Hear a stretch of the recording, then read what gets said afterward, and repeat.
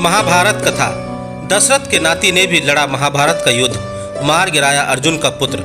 क्या आप जानते हैं कि राजा दशरथ के नाती ने महाभारत युद्ध में भाग लेकर अर्जुन के पुत्र का वध किया था?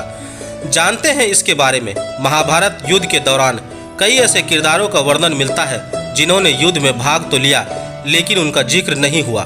उन्हीं में से एक है दशरथ के नाती।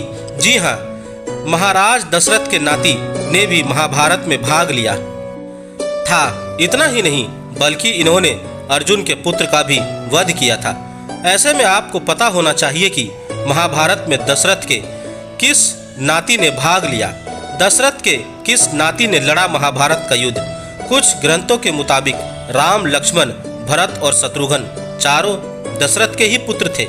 लेकिन क्या आप जानते हैं कि उनकी एक पुत्री भी थी? जी हाँ, जिनका नाम था शांता। हालांकि शांता का जिक्र वाल्मीकि रामायण में नहीं हुआ, लेकिन वहीं कुछ ऐसे ग्रंथ हैं जिनमें शांता का जिक्र होता है। बता दें कि महाभारत के युद्ध में शांता के पुत्र ने भी भाग लिया था, यानी दशरथ के नाती ने यह युद्ध लड़ा था। शांता का विवाह ऋषि श्रृंग के साथ हुआ था।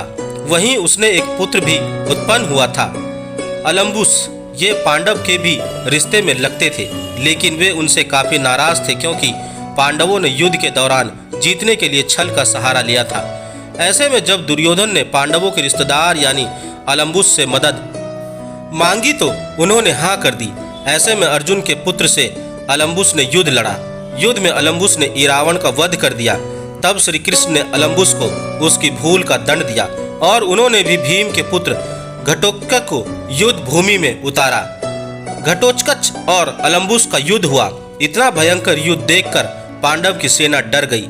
श्री कृष्ण की कृपा से घटोत्कच ने इस युद्ध में विजय हासिल की और अलम्बुस मारा गया।